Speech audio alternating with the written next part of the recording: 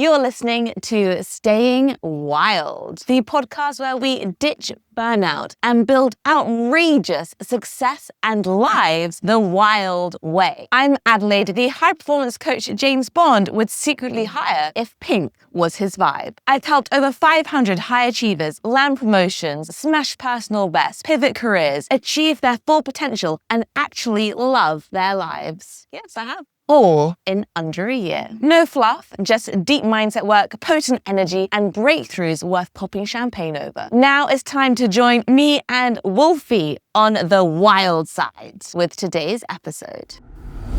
Welcome to another episode of Staying Wild. In less than 10 months, I helped an executive leader go from a burnout, on the verge of quitting or going on sick leave, to absolutely thriving. We didn't do it with a 5 a.m. morning routine, daily meditation, hustling harder, a reset holiday, hiring more staff, exercising more, or binge watching Netflix. In today's masterclass, using Sarah as my case study, I am going to show you why longer hours, more meetings, tighter control are secretly destroying your performance, why you don't actually work at your best under stress and pressure, and I'm going to show you how to escape burnout and perform at your best by doing less. At the end, I'm going to reveal 6 powerful strategies to become the most successful leader you can be while truly enjoying your life without working longer, pushing harder, or burning out. In the second half of the podcast, we have a must-hear conversation with brand and AI strategist Phil Pallen. Phil has guided over 400 clients, including myself, to build and promote their brands effectively. I've worked with Phil for years, and we had a blast when he and his partner Yavi visited me in Norway a few years ago. But today, we're skipping branding and AI. We're talking leadership. How Phil has built a high-performing, motivated remote team before remote was even cool, and the secrets behind keeping it thriving. Before we dive in, a quick update. My mission, review my Norwegian visa, is in full swing. If you want to take your team to the next level without burning out over the next 45 days, here's what we can do together.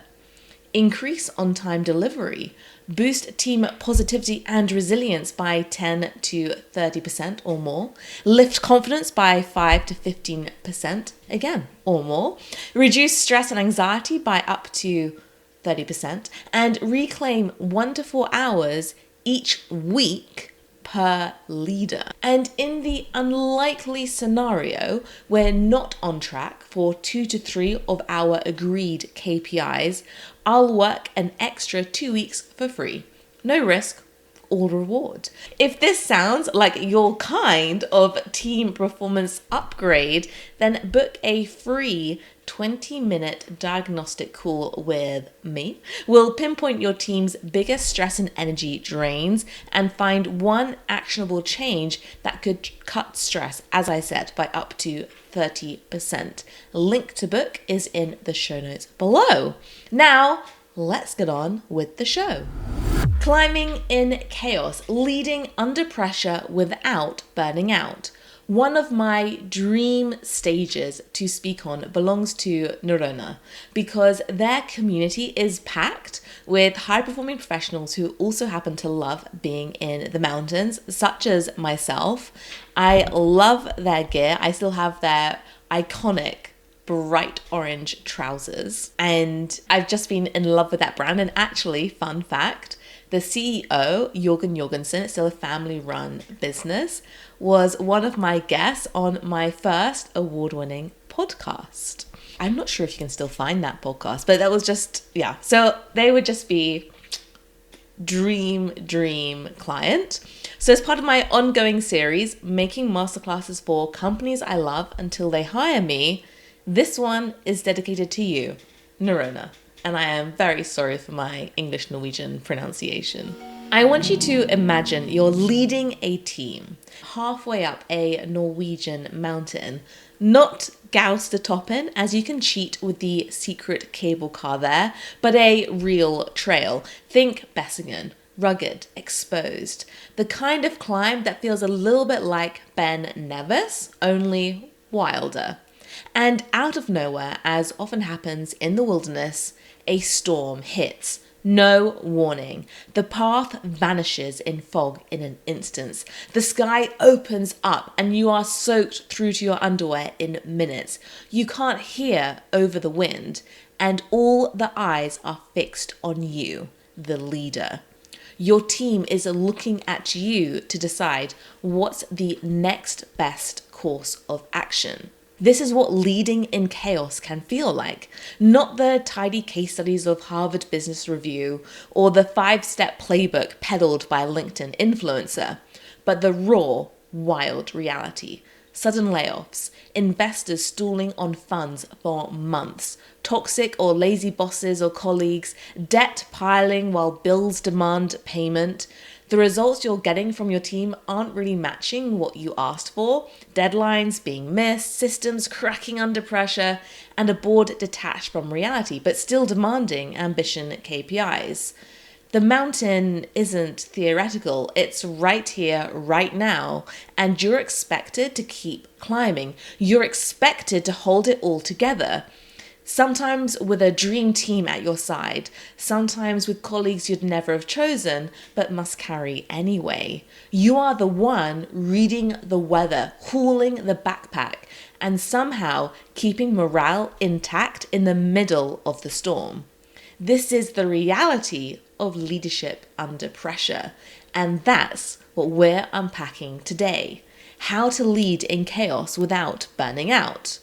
I'll share the story of a startup leader I coached in the middle of her own storm, and we'll weave in what the science says about resilience, decision-making, and making progress when the mountain feels impossible to climb. Part 1 of the story is the chaos halfway up. One client, I'm going to call Anna for this episode, felt like she was going crazy at work. She was halfway up the mountain, exhausted, questioning whether she could keep climbing. Would she have to quit just to survive, or go on sick leave, hoping she could recover enough to return and summit later? Or was there another way up, one where she could keep going and thrive? She described her work life in one word: chaos. She felt like she was being asked to summit Everest with broken gear. Her boss created a toxic, almost traumatic environment. His deputy piled on more tension. Everyone was on eggshells, trying not to trigger anyone else off. Her dream team supported her when the boss verbally attacked, but boundaries were basically non-existent. Work bled into every corner of her life. If she wasn't at her desk, she was still thinking about work. Family life suffered, joy was almost gone, along with her social life. Just didn't have the capacity. Sleep collapsed, perfectionism spiked, delegation was challenging, nights at the laptop until 2 a.m, weekends lost to work was just the new normal. And she was so on call that even the loo or the bath were not safe. Self-care? Non-existent. The whole team was in freefall. Trust, productivity, deadlines, and expectations hit rock bottom. And by the whole team, I mean by the whole company. Her mind was maxed out. Every decision, every detail, every crisis pulling at her simultaneously. This is the first truth of chaos leadership. When everything's falling apart, your team won't turn to you for productivity or KPIs. They're watching you for steadiness and safety.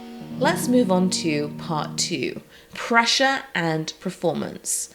Psychologist Sean Belloch's research shows that even highly skilled performers will choke under pressure, as the stress and pressure shrinks your mental resources.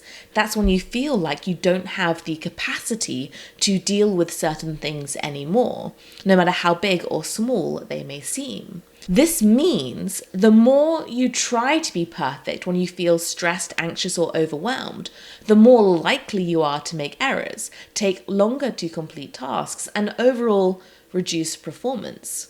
And these feelings consume your working memory. Even the New York Knicks aren't immune to choking under pressure. This year, they became the first team since 1997 to lose a playoff lead of that size in the final results. They were up 14 points with just 2 minutes and 39 seconds remaining, only to lose overtime to the Indian Packers or Pacers. Sorry, not much into basketball, but I just love finding out these little stories of elite athletes and teams.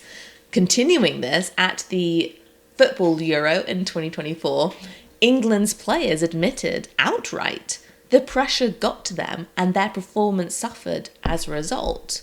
So choking under pressure, it isn't a weakness, a failure, or something to be ashamed about. It's a signal you need better tools to win and to keep winning when the stakes are high. There's also the Yerkes-Dodson law. Too little stress and we get bored.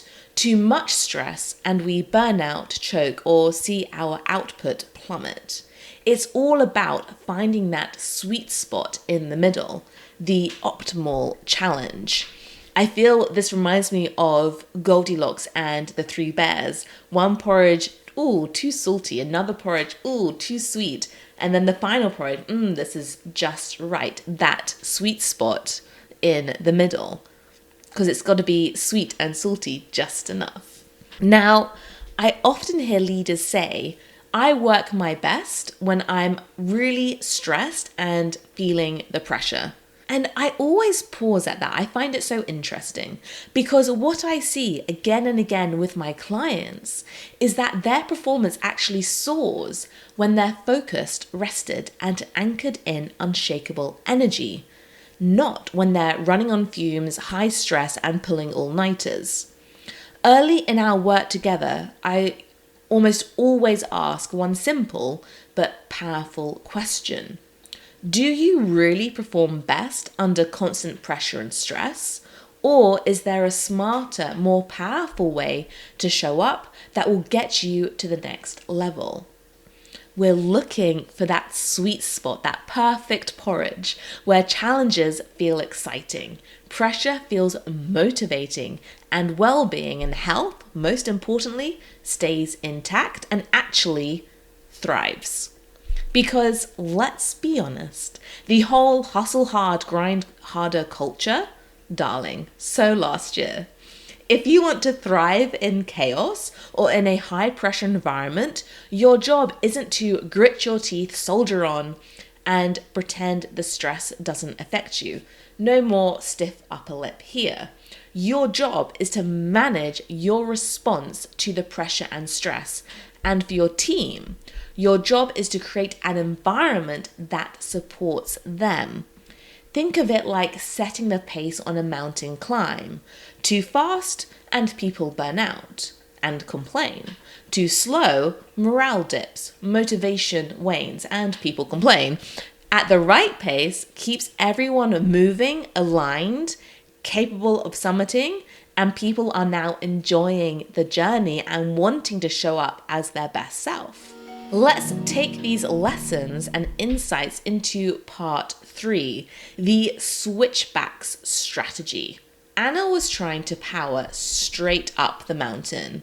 10 plus hour days on repeat, emails and phone calls until 1 a.m., weekends consumed by work, answering every call no matter the hour, offering to cancel her holiday just to attend one more meeting, putting out every fire at once, polishing everything to perfection, and sacrificing well-being, joy, time with family, passions all along the way.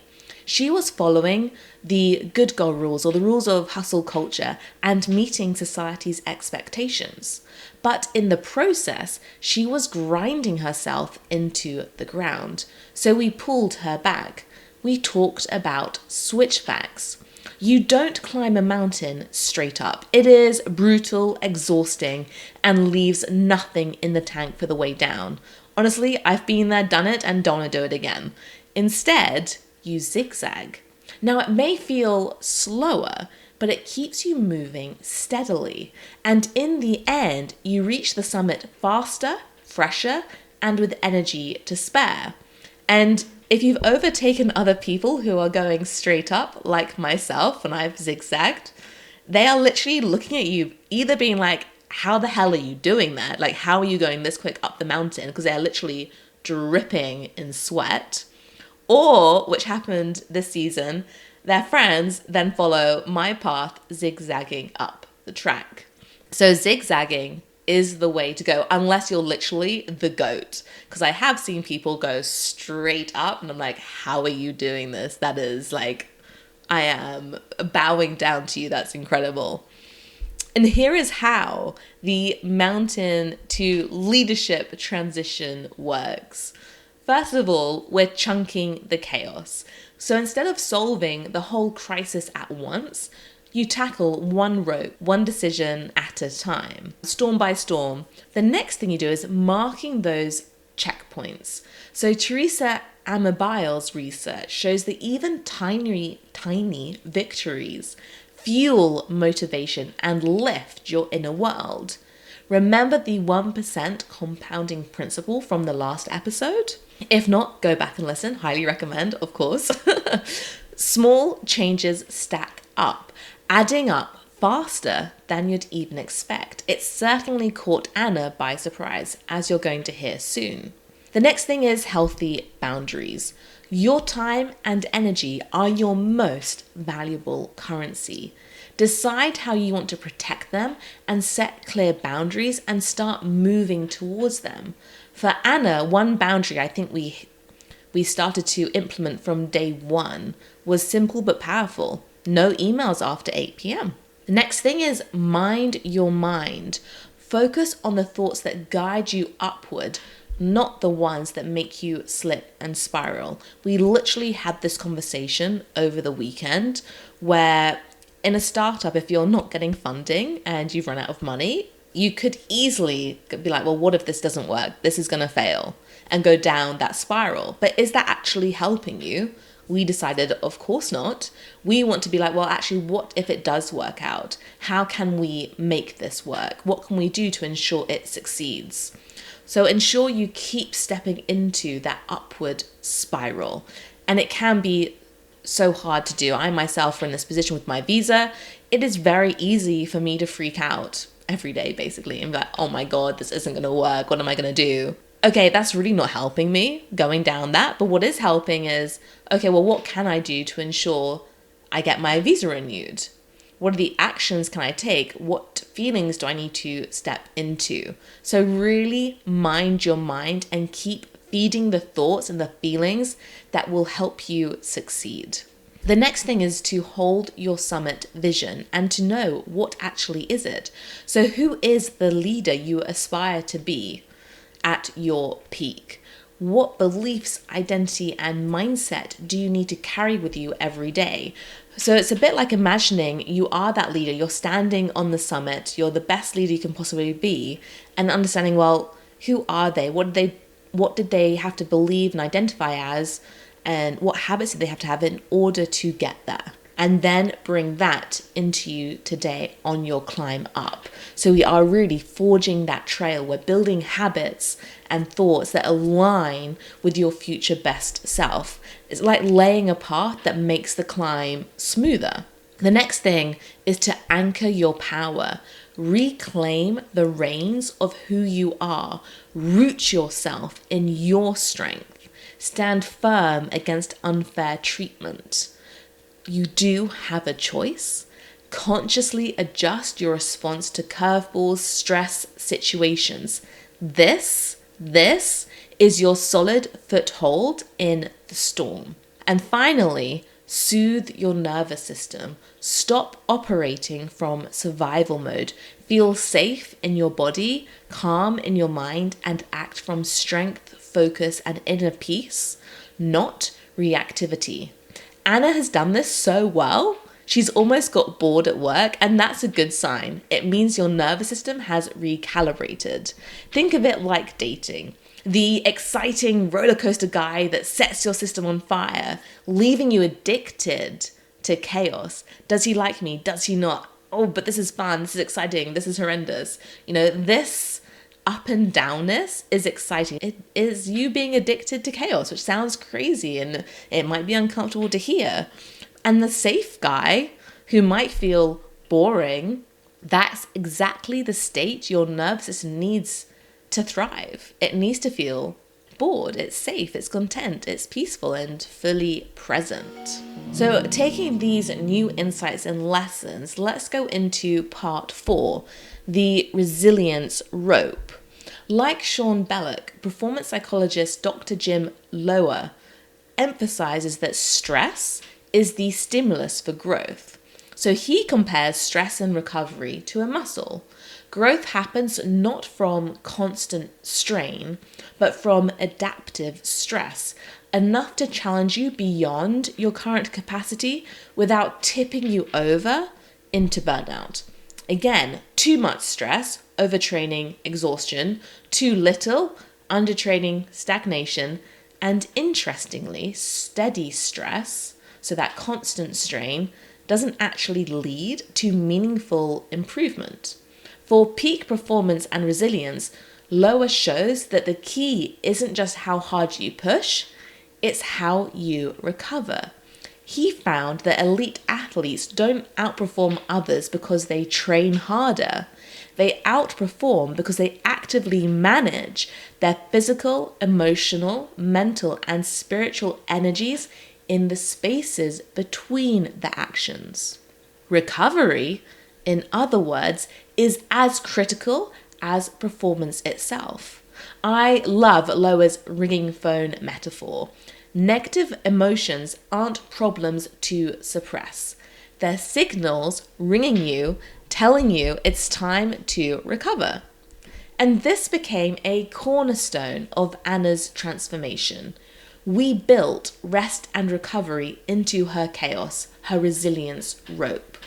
Just as a climber secures ropes along a challenging climb, you anchor your nervous system to keep yourself safe and performing. Anna's anchors looked like this: guided visualizations, breath resets before and after meetings or big calls, time in nature, baths, cabin time or hitter time, and downtime with her kids, daily reading and weekly karate practice, work-free weekends, weekends away, and new social experiences. These small, consistent anchors has allowed Anna to climb again and again without fraying her rope, and ultimately to perform at her best under pressure while still loving her life. And loving her life in such a way that you're about to hear, she didn't really know was possible. And that brings us to part 5, the Northern Lights moment. Here is my favorite part. On a recent coaching call, I asked Anna, you are now living your best, most joyful life. The work chaos is still there, but you're calm, you're sleeping well, spending time with your kids, reading more, enjoying summer holidays, showing up with energy as your best self. You've assembled a management dream team, played a key role in removing the toxic boss, helped completely restructure the company safely and brilliantly, and you know who you are and your power, among so much more stuff. If I told you at the start of our work together that this would all happen in less than 10 months, would you have believed me? Her answer, no way. And that right there is a Northern Lights moment. Leadership isn't about having the perfect plan, hustling nonstop, or sacrificing what matters most for success. It's about becoming the calm, clear presence that others can orient to and rely on. A lighthouse in the storm, guiding everyone safely to the summit or back to shore. So if you're in the chaos, whether you're leading a company, a team, or even just your life itself feels chaotic, remember this. Chaos is real and immediate. Crises, toxic dynamics, missed deadlines, broken systems, that's all part of leadership under pressure and even self-leadership. You're getting chucked curveballs by life in general. Your team and your mind, your body looks to you for safety, steadiness, calm, and presence that matter more than output, results, or KPIs. You want to find the sweet spot of stress. Remember, too little, boredom. Too much, burnout, choking. Peak performance comes from focus, energy, and adaptive stress. Use the switchback strategy. Chunk the chaos. Celebrate micro wins. Set boundaries, anchor your power, and cultivate habits that support long-term performance. Recovery is peak performance. Treat rest and recovery as essential. Manage your physical, emotional, mental, and spiritual energy to sustain resilience and to stack the odds in your favor for your greater success. Be the Northern Lights. Leadership, as I said, it's not about hustle, perfection, more meetings, more hours. It is about becoming that shining light, that calm presence that creates safety and beauty for others to orient themselves to in the storm. Because the mountain may still storm. We may get, it's just life, isn't it? Different storms coming in and out, just like the weather systems. They could be forecasted and expected and not come, or they can be forecasted, expected, and they come, or just completely out of the blue. But with the right tools and strategies and mindset, you can keep climbing and thriving without burning out. And then one day, when the skies do clear, you'll look back and realize you didn't merely survive that storm. You led with strength, clarity, and thrived through it all. So that is today's expedition. Thank you so much for joining me. If this resonated with you, please share it with another leader or emerging talent, someone who's a high achiever, high performer, who's just shouldering a heavy pack right now. If you want to go deeper into mastering resilience, performance, and mindset under pressure for yourself or for your team, then do book a free 20-minute diagnostic call with me. We'll pinpoint 1 to 2 quick wins for yourself or for your team next week, like one habit or boundary that could cut stress by 10 to 30%, or how to reclaim wonderful hours in your week. The link to book is in the show notes below. Any questions? Comment below or shoot me an email, adelaide@adelaidegoodeve.com. That is also in the show notes. Now I'm excited to introduce you to my conversation with Phil Pallen. I still use and I get comments on how beautiful my branding is when we worked together 6 years ago, maybe even longer now. That's insane. It may even be longer. It's a long time. Yeah. And you have now built an incredible remote team, which I'm so excited to discuss with you. I'm so happy to be here. I always love a chat and a catch up with you. And the fact that we get to share that with some other people along the way sounds good to me. Exactly. And you have built such a fabulous remote team of wonderful, high performing, positive people. And the number one challenge we're seeing is creating remote teams and managing engagement, high performance, trust, creating safety. What's been your biggest insight in building the team you have today? Gosh, it's such a good question. I also love having this chat with you because you already complimented, or I guess, reiterated the positive feedback you get on the brand, which for my company is the output. It's the product. It's what clients pay me for. And I think even further underscoring that, the fact that it was 6+ years ago and it's still something that performs for you really warms my heart. It means that the product delivers on what we promise, which is something sustainable. And so that brings me a lot of joy. But what's required to deliver that is having all of the things that you've described, which for me, Adelaide, my team has been remote from day one. From day one. And so I think, when people reflect on when was that monumental shift, was it the pandemic? Likely in and around that, we all learned how to work differently. That was not different for me. I was very much in the minority for, I'd say, 5, 6, 7 years prior to that for being someone that got my work done based on deadlines and based on versus showing up for set numbers of hours, like someone working in an office might. My from the beginning, my business has been based on here's the deadline. I'm going to deliver value with my clients, and also being able to do that remotely. So I think, maybe they often say, things trickle from the top down. And for me, I've always embraced freedom in the workplace. It's been important to me to have that in the Mhm. business that I've created for myself. I would say hearing that from my clients, as you know, going through the experience, branding isn't just making something look pretty. Branding is setting your business goals and building a brand or a business, I use those terms interchangeably, around how you want to work and what you want to work on and where there's a need for what you offer, and highlighting how what you offer is really different from the landscape of normalness, And so I guess I would say, in some respect, you answered the question in your question, highlighting the importance of safety. I've always wanted entrepreneurship to be some sense of job security and job safety.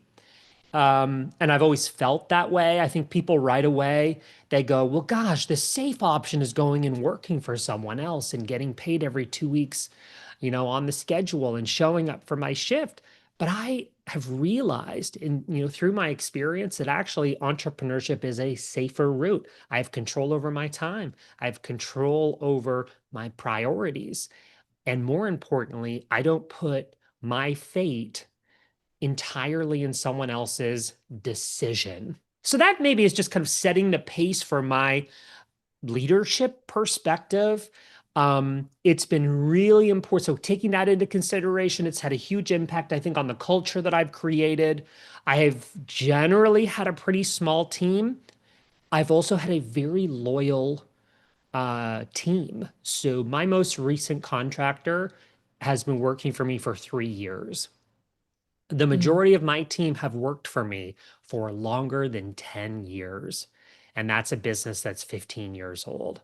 So I think I've created a safe space. I've created an environment where my team appreciate the freedom and flexibility, understand the importance of deadlines. That's how I work.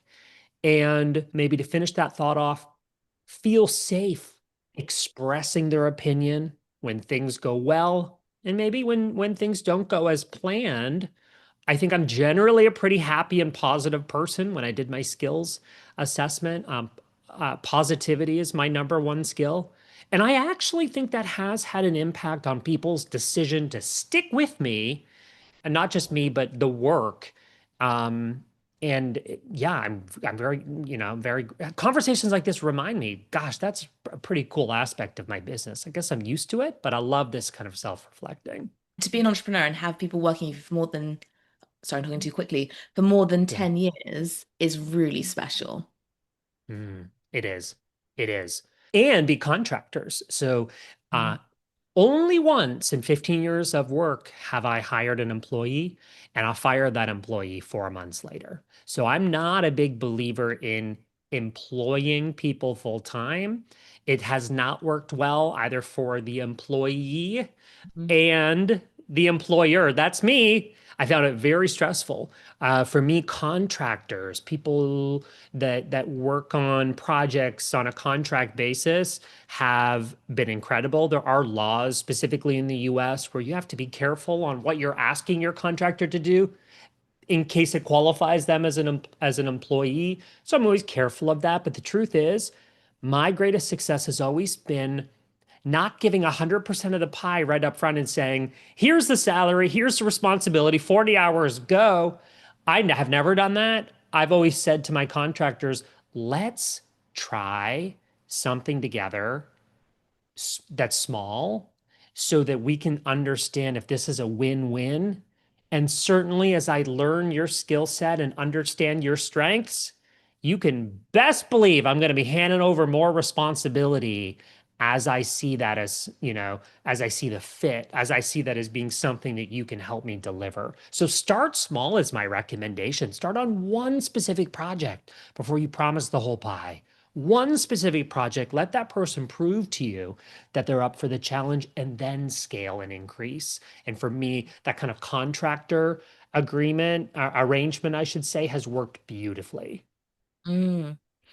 I want to just pedal back to one of the values you express in your business, which was freedom, because I think that word scares leaders in those who are working for companies. Because for entrepreneurs, we do it for freedom. But I think when we're within companies, that word is scary. I feel the assumption is too much freedom in how they manage their time, where they work from. They then won't do the work. Mhm. How have you created the freedom for you and your contractors while maintaining that performance and delivering on your deadlines? Yeah. I hate being micromanaged. So I think it stems from that. Maybe some of my leadership style stems from the frustrations I had as a even in entry level type jobs, working retail, bussing at a restaurant. I always hated being micromanaged. And I think because I'm sensitive to that, I appreciate being given the opportunity to figure things out and deliver what I Mm. assess as excellence. And I think that's kept me employed. I think not only has it kept me employed, but it's created enough opportunities for me to be able to share in that. Freedom, I think, is it. Here's what it doesn't mean. It doesn't mean less than excellent. If anything, by me giving you more freedom, I think it heightens my expectation that you'll still be capable of delivering excellence. You're still going to be capable of delivering excellence, doing it on your terms, on your schedule, when you decide. And yeah, I guess that's what it means for me. I think even here's an example. This was great advice I got from a business coach recently, talking about delegating and even positioning your company to be able to hire. Um, I do a lot at my company, particularly in the last few years where we've downsized a little bit. It used to be that I was in more of a managerial role over a lot of people. I've kept a few of my core creatives, but the truth is now doing more content creation and brand partnerships. I am baked into that deliverable more than before. So I do a lot. But in order for me to keep my creatives and my team motivated, I need to give them the jurisdiction to decide not just what they do, when they do it, but how they do it. So the advice from my business coach was, Phil, allow your team to not, to actually do the documenting of their process, the creation of SOPs. That's not necessarily something I need to do. And it's probably something I don't have a ton of time to do because I'm so in the trenches on the work. But more recently, I've been encouraging my team to not only deliver what they're required for on the project, but also let me hire you, time yourself, submit your hours for the documentation of that process by giving people responsibilities like that. It's kind of like, I don't want you to just do the work. I want you to be a part of how we create and document this to teach someone else. I feel like people have responded very well to that kind of additional responsibility that signals from me, the leader, to you that not only do I trust you to do the work well, but I trust you to build the process we could teach to someone else when it comes time to give you a raise or when it comes time, to have you move up the ladder. Mm. I love that. And that really feeds into what you were saying earlier as well about starting small. I think it's really great that you're delegating because that can be with leaders, it can almost be scary to delegate. Often I hear the excuses, I can do it, usually better, usually quicker. So then what's the point in delegating? It will just slow me down. Truthfully, I hear that and I identify myself as one of those people. But yet, Adelaide, I think we all do, but yet I have moments these little glimmering moments in business every day where I think, damn, I actually did delegate that well. And I'll give you an example of something that I just self-reflected on this morning. I had a client call who said, hey, how do you keep track of what your team is doing? She was asking, is this deliverable done yet? And I said, I don't know. Let me check and see if my designer's been working on that. So I pulled up EverHour, which is I love tool recommendations. I'm always going to pepper a few of them in. But EverHour is how we as a team track our time. It's a plugin that you can overlay on Monday, Asana, Trello, any of those types of project management tools. And essentially, it creates a little play button in whatever platform you're using to manage your tasks. You click play, and EverHour will keep track of the time that you log on the projects that you're working on. Me as the admin, I can see in this very beautifully simple and clean interface what my team has been doing. And what I love even more, Adelaide, is that at the end of the month, I don't even need to quote run payroll. That's something that my mom does. It's an administrative task that she handles. Everyone on our team except for one contractor gets paid for hours worked. So hours worked times hourly rate equals what you get paid once a month. I haven't done payroll in a decade. Um, Instead of me at the end of the month getting a timesheet and like figuring out, this what I owe this person, blah blah blah. It's all automated using a tool, and I glance at it every few days just to see what the team's been working on. That also helps us keep track on client budgets, how we're using up, let's say, a retainer or a set amount for a project. All of it works really beautifully, and it's integrated again into how we work. What I love from our conversation so far is, do you feel you've developed your leadership skills from really recognizing what you've not enjoyed in your leadership and then being able to double down? Okay, I don't like micromanaging, so let's give them freedom. And we were talking about delegation, Mhm, which is how we got into mhm. Everhour, which is awesome. Um, so is that, do you feel, is that how I'm asking the worst questions today. But do you feel that's how you were able to hone your leadership is by looking at, okay, I didn't enjoy this. This is how I would love to work and this is how I would love to lead. And that's how you've been able to create this great style where you're having contractors stay with you for 10 plus years. You are very perceptive because that is exactly how I lead. And in fact, it's what I teach other people. And in this age of AI, we're actually essentially at its best. I'm not going to talk about it at its worst because there are some things I'm concerned about. And I'm not like the poster boy for it, but I am someone who gets excited about the way technology can be applied to our small businesses that enable us to focus as leaders, as small business owners, on the things that we love to do, on the areas we make high impact in business, and then delegate and or automate the things we don't enjoy doing. There has Mm, never been a better time in business to create a brand or a business that is heavily built around the things that bring us joy. mm, And so I think that's why I enjoy my work. I think I've made intentional decisions to make sure that the majority of my working minutes are spent doing the things that I enjoy in the areas I make high impact in business.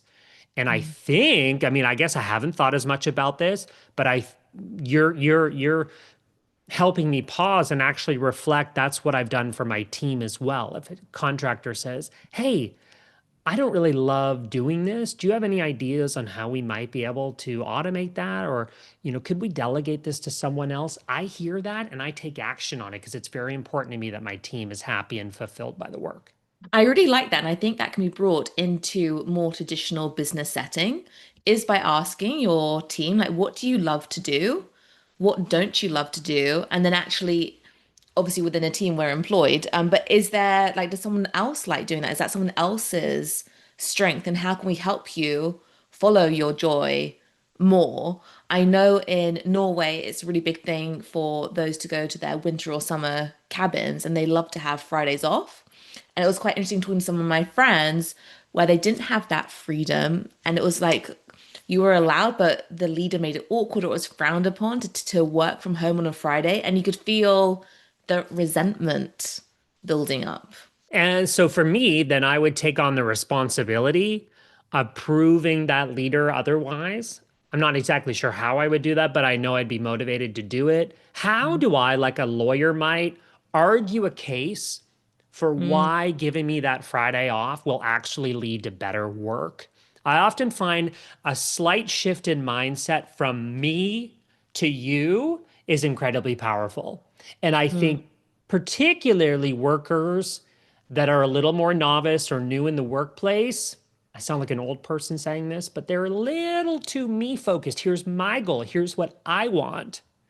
But it's so powerful to just take a pause and shift the mindset to, to say, actually, for example, if I had Fridays off, here's how that's going to positively impact what I'm going to deliver you in terms of value. Sometimes it's the same answer, but I think we should always be, and maybe this is just in practice of serving my clients.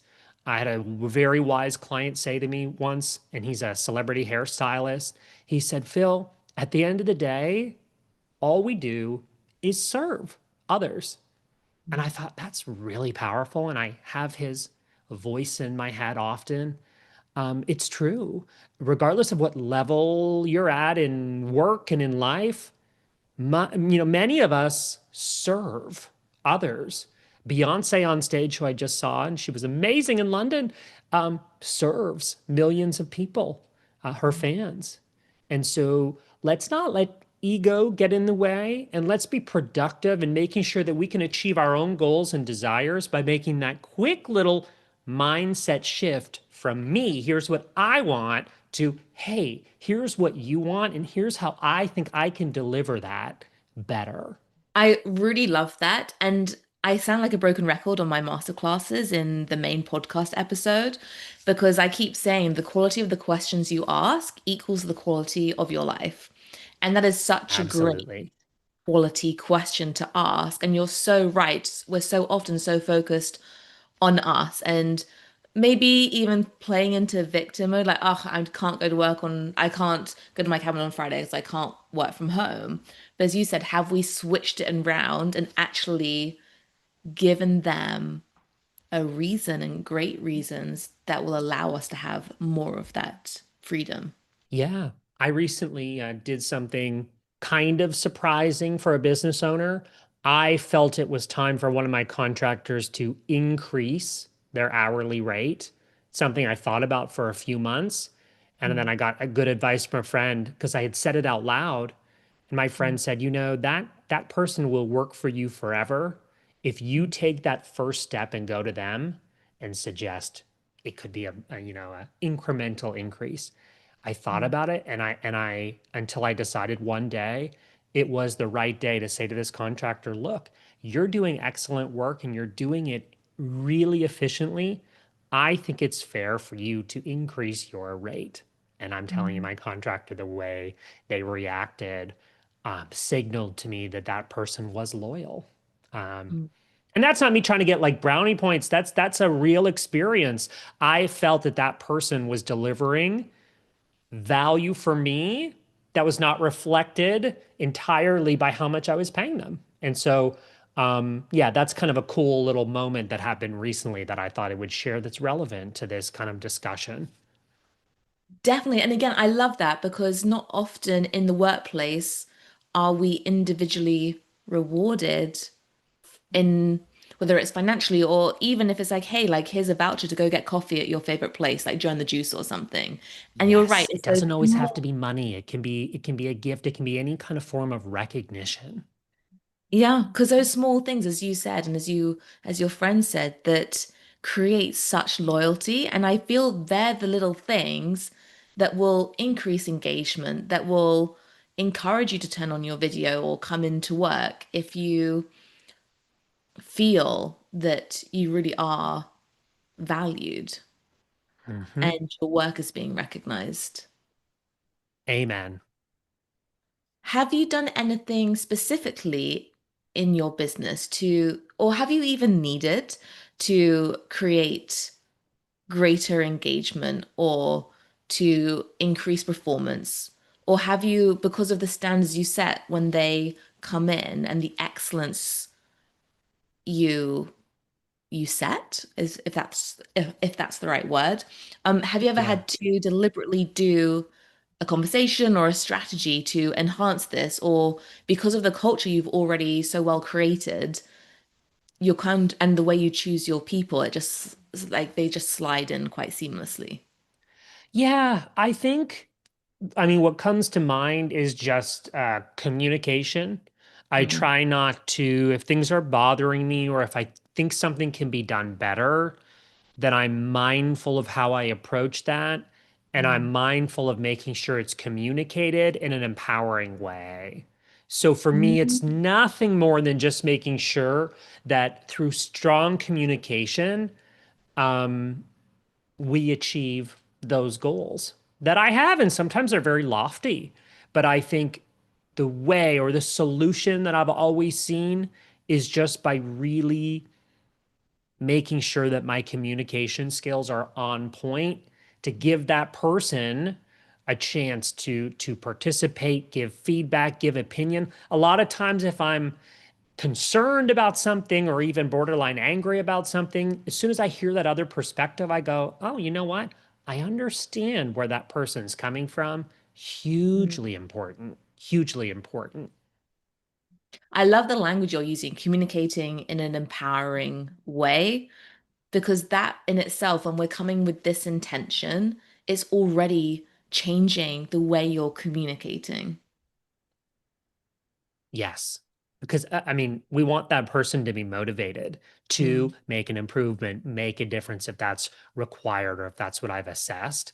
And so I can't, yeah, I can't be that person that comes at them ready with a lecture or ready with mm, expressing disappointment. That doesn't feel productive to me. It mm, doesn't feel empowering to me. So I suppose I communicate in a way that I would want to be communicated to.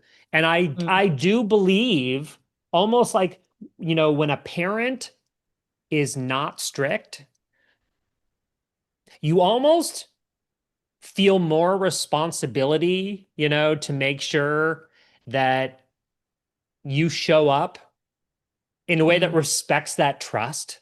I feel like that's kind of simulated in this case by me not micromanaging and being in the trenches on how someone should do everything, giving people that kind of that space and anatomy. I think it makes the team member want to impress you and want to do good.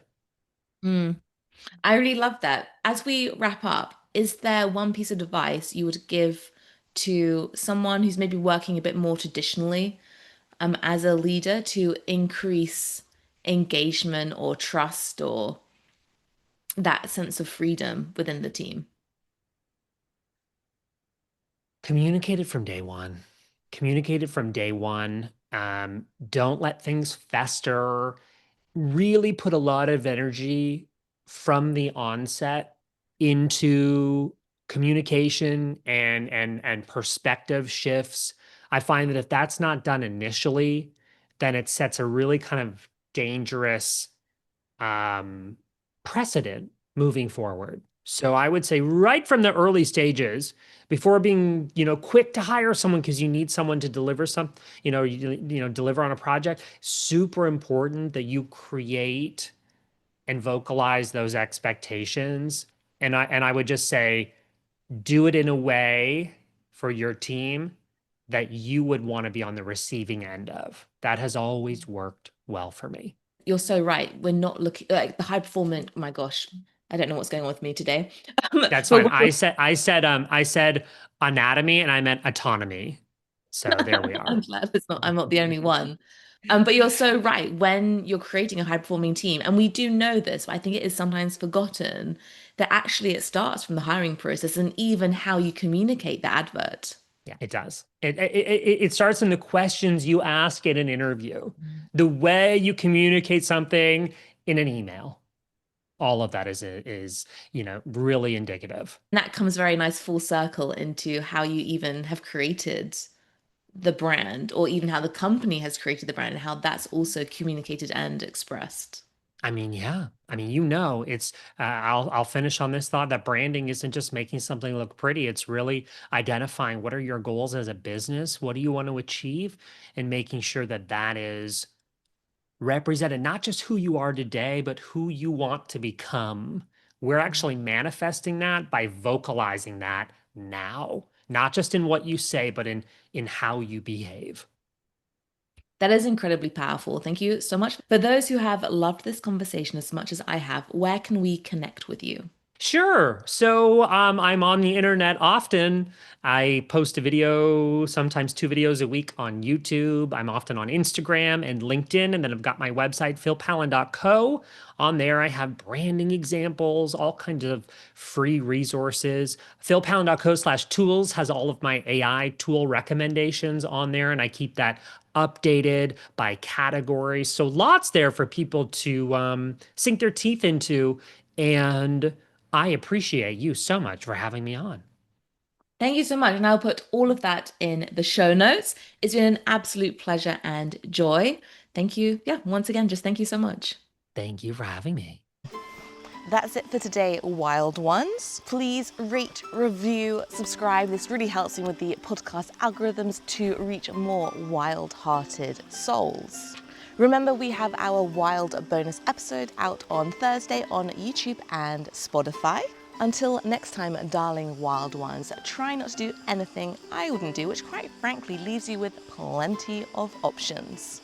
Stay smart, stay savage, and above all, stay wild. I'll see you above the tree lines very soon.